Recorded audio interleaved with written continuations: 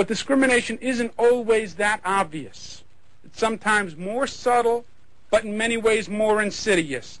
And institutionalized discrimination that's hidden behind a smiling face. Housing agents who say, well, there are no vacancies right now. That you just didn't qualify for the mortgage because your financial credit history wasn't good enough. Last year, the Federal Reserve Board found African Americans are denied credit for homes at twice the rate white Americans are. And it is pervasive. It's what we found in the banking case in Texas, SacuBank in Texas. Discrimination in lending, discrimination in rendering mortgages. The bank has agreed to change its practices, as you heard from the Assistant Secretary.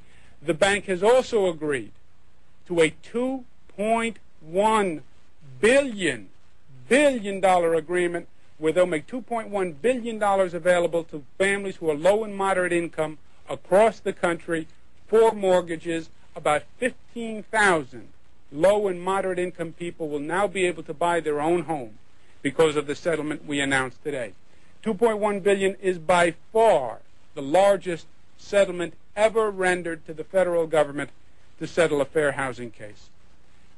And in closing, the message of today is clear. You've heard it from a number of us now. This is a nation of laws, and this administration will enforce the laws. We'll take questions at this time. Yes, sir. Well, $2.1 billion that would not have been available to families of low and moderate income, low and moderate income families across the country. About 15,000 families we estimate will get mortgages who would not have gotten mortgages otherwise.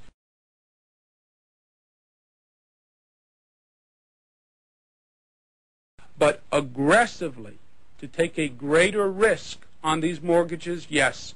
To give families mortgages who they would not have given otherwise? Yes.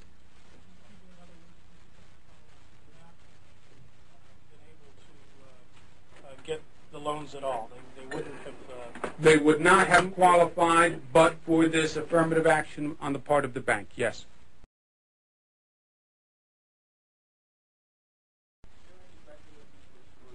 Minorities are represented in that low and moderate income group?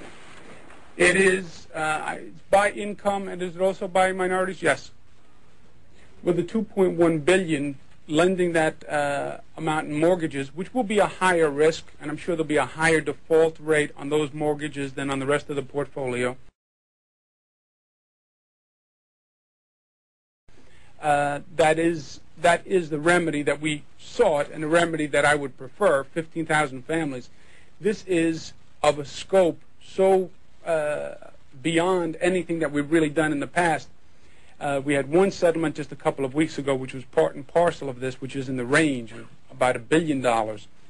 But after that, the closest settlement was $300,000, $400,000, $500,000. So this is of a scope that much surpasses anything we've done in the past.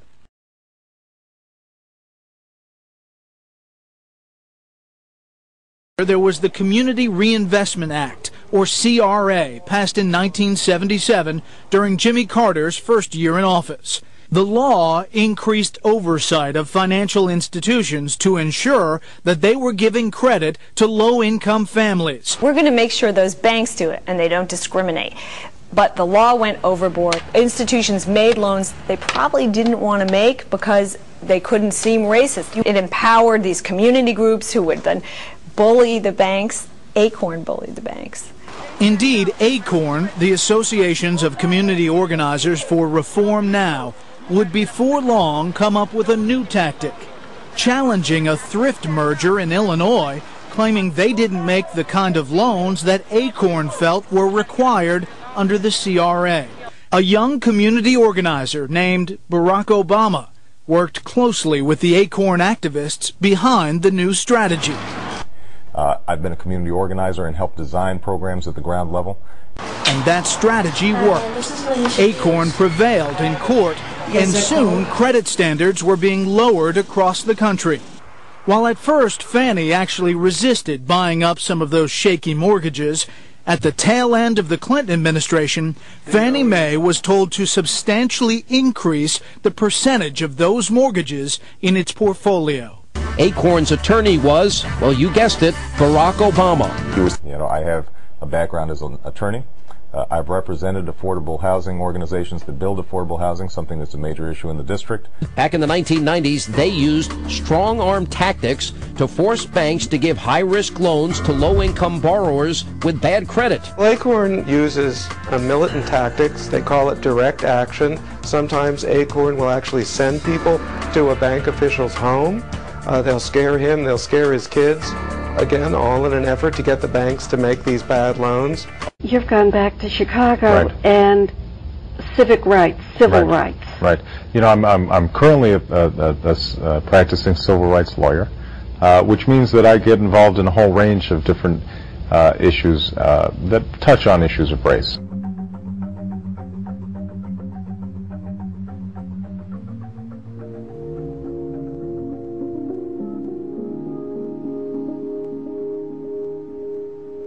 We look at the subprime mortgage fiasco that's taking place today. Subprime lending started off as a good idea, helping Americans buy homes who previously couldn't afford to. Financial institutions created new financial instruments that could securitize these loans, slice them into finer and finer risk categories, and spread them out among investors and around the country as well as around the world.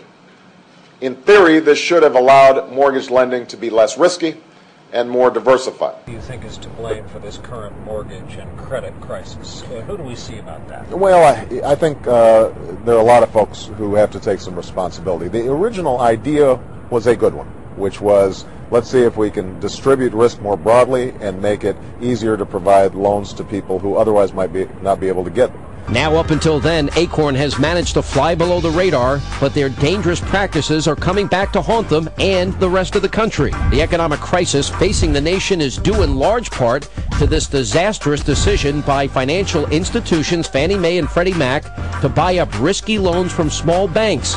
But it's groups like Acorn that force those banks to give out those loans in the first place. What do you think of the Acorn scandal, and how do you think it will affect the election?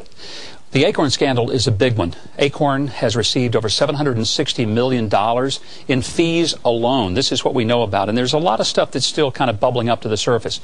But here's an organization that essentially helped strong-arm a lot of banks into making loans to people who couldn't pay them off, so the so-called ninja loans, no income, no job, no assets. At the heart of what has kind of brought about the financial collapse is this rather unconventional idea that we would just loan money out if a person had a pulse.